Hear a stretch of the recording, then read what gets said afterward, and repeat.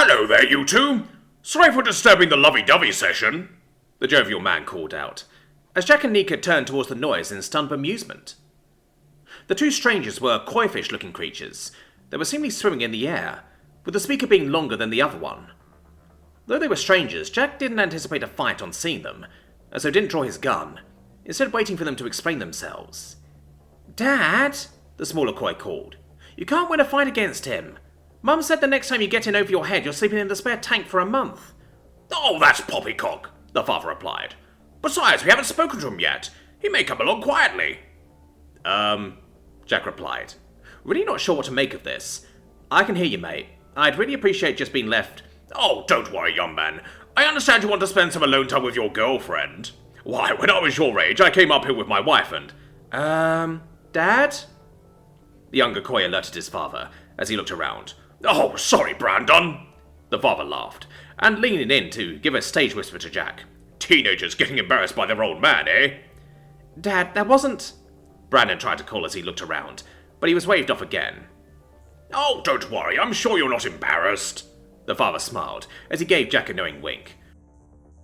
"Yes, anyway, as I was saying, you're a very lucky boy, Jack. There's a little girl out there that really likes you, and was rather hoping..." "Little girl?" Jack heard Seffi ask from the side with a laugh. "Jack, what kind of attention are you even attracting? Is there something you need to tell us?" "Ah," the father replied, embarrassed as he finally noticed they were surrounded, with Alora, Seffi, and Chio strategically positioned around them. Chio even had several sharp stones floating around, ready to strike if need be, but she dropped them on seeing Jack's raised eyebrows. "Well, this makes things much better," the father exclaimed joyously. "Since you can handle 4 girlfriends, maybe you can handle some more. These 3 girls were very passionate when making the video explaining the situation. Apparently they're even in your class at school." "Wait, the Hood of Triplets?" Alora asked, trying not to laugh. "We know them." She tried her best to give Jack a serious expression, suppressing her giggles. "Is your cool, Jack?" Jack gave a long sigh. "But I haven't even spoken to them yet. I've gone to school for 1 entire day. Couldn't they just talk to me when we all get back? I'm sure we can be friends." "See, Dad?" the son replied, trying to be done with the embarrassing encounter as quickly as possible. "He kind of said yes, so can we just..." "Oh, come on now, Brandon, that doesn't count," the father replied, turning to his son. "We're under the protection of the Hood of Clans, and I hardly work for that at all." Sir? That's okay," Jack replied, trying to ignore the girls trying not to laugh. "I have received the message loud and clear. The Hood of Triplets are more than happy to come and speak to me when we're at school." No. The job isn't done until you work hard for it," the father replied stubbornly. "I refuse to believe you just let them talk to you like that with no effort on my part. That's far too easy to be possible. I must convince you with force. No weapons. A friendly one-on-one battle." "Mister, that's really not necessary," Jack tried to de-escalate, not wanting to have to resort to violence. The guy was a bit dense, but had been perfectly amicable the whole time. "Dad, how are you even going to beat him?" Brandon asked, while resigning himself to the situation, and turning on the camera on his comlink to record. "Nanomachines, son," the father replied as he swayed side to side, hyping himself up. "They harden in response to physical trauma. Now prepare yourself, Jack, for my ultimate attack. Tailfin slap!" Jack didn't really know what to do, as the fish charged at him and spun, very lightly tapping him on the shoulder with his tail, before flopping around for several seconds to regain his balance. Jack just stood there with a complete WTF expression, having not been affected by the attack in the slightest. "Oh-ho!" the fish exclaimed. "You were able to withstand my ultimate attack? Well, how about this?"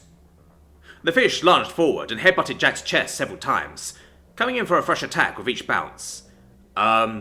Sir?" Jack asked again, as the fish kept gently prodding him to the barely restrained laughter at the display. "I'd be willing to concede a draw and work something out."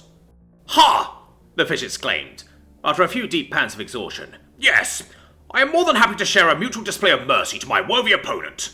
Name the terms." You can tell the Hood of Triplets that they are more than welcome to speak with me next time they see me at school if that is their wish." "Ah, most excellent.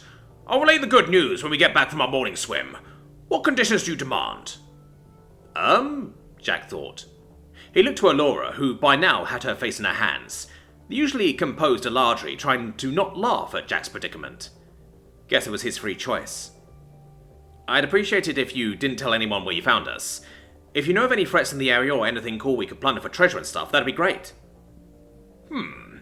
That's two things you've asked for, the dad pondered. Can I have a selfie with you? The son suddenly asked Jack. My friends will be so jealous I got a picture with you. Sure, Jack accepted after a few moments. I guess we're agreed.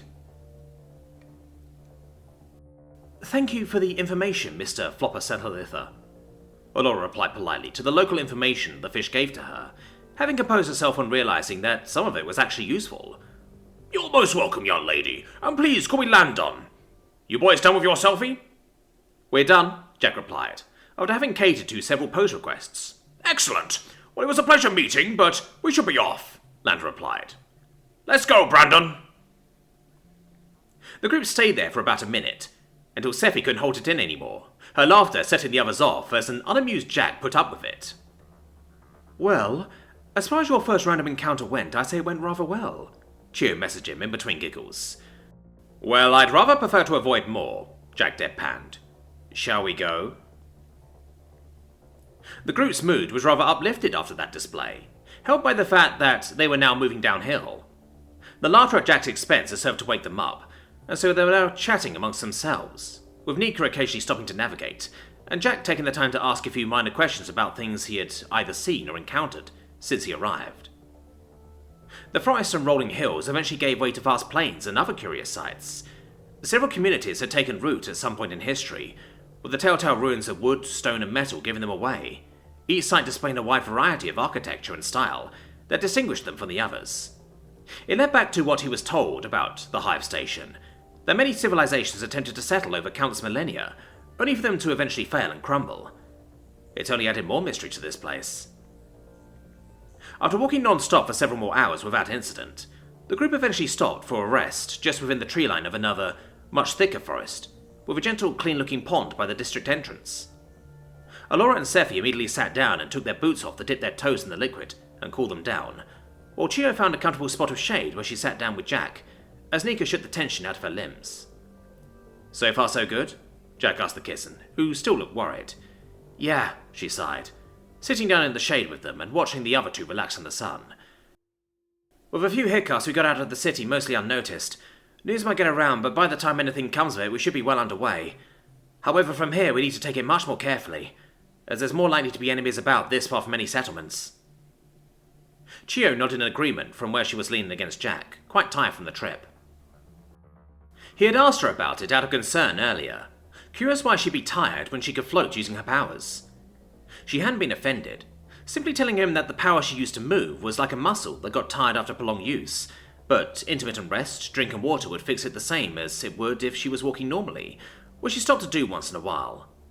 She also mentioned that different things she could do with her power required different mental muscles, but didn't elaborate much, more focused on sticking her tongue out at Sephi when she cheekily asked Chio to carry her. So Ice Pill going forward, Jack agreed. Not that I wasn't paranoid before. Well, now it's justified. Deadlier things than floating fish around, Chio added, still texting quietly while her mind was resting. We're taking what we think is the safest route planned, but anything can happen. Yeah, just follow our lead if anything happens, Nika warned. Just don't go all psycho and start fights with friendlies, and don't run off from the group into a trap. In other words, use basic common sense and don't be an idiot. So, do the exact opposite of what characters do in horror movies, and you should be good, Chio added, snuggling up next to Jack, and gazing up with her puppy eyes. Chio, you're meant to be the subtle one among us, Nika snorted, as she very obviously leant into him while showing him the map. So, here's our route. We've got some vast forest around where we're heading, but there's certain districts we need to avoid, based on what we've heard. Jack nodded, perusing the heavily snaking route as Nika asked Chio to get an image search ready on her device while they were still in comm range of the city. Now, we all know what you're going to ask, Nika gave Jack a knowing smile. So ask why we can't go somewhere and we'll tell you why. Huh, Jack laughed. Obviously it was dangerous somehow. Alright, what's wrong with the direct route? Well, that whole no civilization in the wild kind of thing isn't strictly true, Nika began. But unfortunately we have trials of aggressive, inbreeding and cannibalistic Zorn we'd like to avoid. Chio then promptly showed Jack the picture. Considering Jack had met drow and dragons, he was expecting something like a goblin or a kobold, but he was instead surprised to see a hunched, sickly yellow biped holding a crude spear, naked and emaciated looking, except for a few patches of leaves and brown mud. Its facial features were ugly and malformed, though whether that was what it looked like naturally or as a result of the previously mentioned inbreeding was unknown to him. "These assholes cannot be reasoned or negotiated with, so don't even bother," Nika continued, seeing Jack's eyebrows rise. "They're barely sentient, just enough to form tribes and worship their god of disease and disfigurement, whose name I can't remember." "The god's name is Gunge," Chio heavily added. "Yeah, I was just about to say that," Nika playfully added, with a playful wink at Chio. "Anything else to add, Chio?" "Well, it is speculated that Gunge was the Zorn's creator god, or had a hand in the devolution of a progenitor race that became the Zorn. They like to spread disease to themselves and others, usually by spewing excrement into self-inflicted cuts and wounds, acting as vectors, though it is speculated that their god bestows particularly gruesome diseases on favoured followers, to carry and infect others." She turned quickly to Jack, looking frustrated at their current method of communication they were forced to use. It was clear she wanted to say more to him. "That's a lovely history lesson, Chio," Nika replied sarcastically, "but I was hoping you'd give Jack advice on what to do during a fight." Chio's unamused look to Nika clearly came with some choice words, as Nika quickly took that duty herself without complaint. "Take them from a distance if you can. Don't stay too close for long if you can't. They favour primitive weapons they smear in shit and like to get up close if they can after chucking a few spears. Important tribesmen are known to use more conventional weapons provided it has some way of transferring disease. Net guns and the like are very popular. Needless to say, we want to avoid them if we can, though we'd probably smell them before Chio detects any auras." "They're probably going to be the main threat we encounter, though we may get undead in the area as well," Chio added, typing out for Jack's benefit. "That's true, but unlikely," Nika dismissed it. "We're away from you-know-where, and though they can get this far, the Zorn are usually a buffer. We're more likely to get bandit groups or gangs, maybe a lone creature or two. Zorn are the main ones to be worried about." "Fair enough," Jack conceded.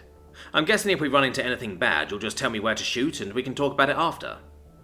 Though, what do you mean by you-know-where?" "Long story short, it's a bad place," Nika replied uneasily. "Night Whisper Manor and the surrounding districts are not to be fucked with. It's a powerful zone of dark energy that spontaneously spawns all sorts of risen undead and other horrors, which is why we're staying the fuck away from it, and why I will say no more about it." "Fair enough," Jack conceded. "I'm more than happy to stay away from the ominously named location of evil and anything it happens to shit out." "Smart," Alora smiled, as she and Sephi joined them, lying down in the shade. "As for any undead we encounter, it's probably going to be your basic unbound risen corpses that aren't much of a threat. While they're harder to put down, they're really slow, and unless they're bound to a necromancer, they're unintelligent too." "Sure. Can they infect me by biting me?" Jack asked, curious how the Walking Dead worked here. "Infect you? Usual stuff from an unsanitary dead body maybe, but nothing like these zombies you told us about that can make you one of them with a bite," Sephi piped in. "Risen will try and kill you to add to their numbers if they know you're around though." "There's no bounty system in place for Risen since it's too easy to fake and game the system, but I want us to put any we encounter down if we can," Alora replied with a firm look at the others. "Even if they weren't a threat to others, the ones that were turned deserve better, and the ones that were never people to begin with are complete abominations of nature." "The Zorn have bounties, though they're not very high as they rapidly breed and aren't a match for most people one-on-one," Nika added, "though it does add up if you take out a patrol or war party." "Gotcha." Jack nodded his understanding. "Anything else I need to be worried about?" "A few monsters, most likely," Nika answered with a shrug. "But as long as we don't wander into their dens, we should be alright. Most of the monsters here are territorial and won't wander far, since the Vorn or the Risen they eat tend to just come to them. But we still need to watch out for any signs of them." "Otherwise, that should be it," Alora finished. "The further away from civilization we get, the worse it'll be. But we should be fine as long as we're smart." "Agreed," Nika confirmed. It looked like she was about to continue when they heard a sudden rustling in the bushes nearby, that everyone immediately trailed their guns on. "Only one life sign," Chia warned, "but the aura's friendly. It's weird." "You might as well come out," Jack warned to the intruder, as Laura relayed what Chia said to the group. "Let's keep this cool." The rustling got slightly louder, as from the bushes, a four-legged creature with dark grey mottled fur slowly padded over towards them. Its height came to just above Jack's knees, excluding the long, pointed ears, and the very long twin tails wagging like crazy. It stopped at a respectable distance away from the group, and sat down in its powerful haunches, the wagging tails now mopping up the ground behind it. It looked to the group with intelligent eyes, two where you'd expect, and another two along the long, elongated snout, which grinned with visibly sharp teeth and ended in a dark, wet nose. "Woof!" the creature announced in a polite bark, as it sat there looking at them, breaking the bemused silence. "Hello," Jack grinned, lowering his weapon and immediately walking cautiously up to the strange-looking dog, to give it a friendly scratch behind the ears. Whatever this creature actually was certainly appreciated the gesture, and leaned its head gently into Jack, who started stroking the fur on his neck. "Careful, Jack. You don't know what that thing is. It looks dangerous," Nika warned, eyes wide. "For that matter, I don't even know what that is. Chio?" "It is unknown to me as well. It certainly isn't native to the area, and I agree with you that it's probably very dangerous," Chio replied. "I know enough," Jack responded with a smile, not keeping his eyes off the creature as he moved to stroke the fur on its back. "You're just a little puppy, aren't you?" The creature gave another contented bark, as it made itself comfortable. "Seems friendly enough," Seffi grinned, as she joined Jack in grooming the creature's fur. "Can we—" "I'm afraid not, Seffi," Allura smiled, not unkindly, seeming to know what the question would be. "It's a wild animal, and if it's a youngling like Jack thinks, it belongs with its parents. Besides, it'd be too dangerous with us. I'll give it a blessing and send it on its way. Last thing we want is an adult one of these coming after us looking for its cub." Allura then walked up and patted the creature on the head with a glowing palm, whispering a few words under her breath, before moving back and nodding to the others. "Now that's done, let's hustle up and get going. We still got ground to cover." "Sorry, boy, you can't come with us. Nice meeting you, though," Jack whispered under his breath to the creature, which seemed reluctant to leave with sad eyes, before Chio gave it a friendly mental suggestion that sent it cantering back to where it had come from. The next few hours were spent in relative quiet, with only a few sentences of conversation breaking out at a time, the group keeping alert for threats. Every now and then, one of the others noted tracks, markers, or other signs of recent activity, and the group would deviate on their course to avoid them. While eliminating threats was on the back of a few of their minds, everyone agreed that avoidance was for the best. For Jack, it was almost a shame that they had to be worried about hostile peoples and monsters, as the forest they were travelling through slowly became less kempt and much more natural the further in they went, as the canopy became thicker and the trees looked much older. It was beautiful in a way, knowing that the nature around them was ancient according to Allura, though corrupted by the inhabitants, and occasionally interrupted by a crumbling wall, reminding him that they were still on an artificial station. He was pulled out of his thoughts when he noted another type of Zorn marker on the district wall, which he pointed out to the others despite being large and obvious. "Oh, look!" Seffi gave a snort of amusement. "More shit finger painting." It was. Literally. This was the largest one yet, depicting several symbols surrounding a huge face of some kind.